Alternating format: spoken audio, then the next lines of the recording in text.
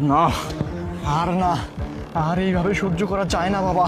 তোর বাপ চলে আসছে, তোর দিন ফিরে আসছে। আমি বিদেশ গিয়ে এত কষ্ট করে এত টাকা পয়সা কামাই করে করে পাঠিয়েছি, আর তোর মা এগুলো বসে বসে খেয়েছে, তোকে মেরে বাড়ি থেকে বের করে দিয়েছে।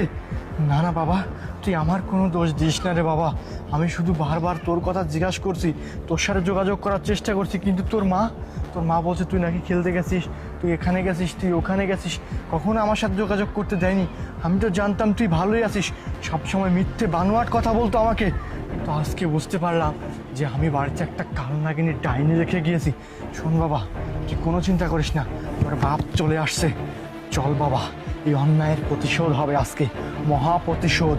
ওই বাড়ি থেকে ওই ডাইনি বুড়িটাকে আর তোর মাকে লাঠি দিয়ে বের করে দিব আজকে আমি। চল বাবা, আয় আমার ছেলে তিন, আয়। শান্তা, কোথায় তুমি? শান্তা, বাবা ইরফান। আরে নয়ন, তুমি কখন আসছো? আমি বিদেশ থেকে চলে আসছো, আমাকে একটা ফোন দিবে না? আরে তোমাকে ফোন দিব কি, আমি তো সারপ্রাইজ দেওয়ার জন্য চলে আসছি। আরে নয়ন, তোমার গলাতে দেখতে পাচ্ছি সোনার চেন। আরে! এই শোনো না, আমার গলাতে এটা আছে, কিন্তু এটা না অনেক চিকন। আরে কি? তোমারটা দেখতে পাচ্ছি অনেক মোটা। নয়ন বাবা, কখন আসছো তুমি? আরে এই তো এখনই আসছি। কেমন আছেন শাশুড়ি মা? বলবা না, বললে তো আমি আর ও তো গাড়ি নিয়ে যেতাম এয়ারপোর্ট। তুমি একা একা চলে আসছো, কিছু বলো নাই। আরে শাশুড়ি মা, গাড়ি নিয়ে গিয়ে অতটা খরচ করে লাভ নেই।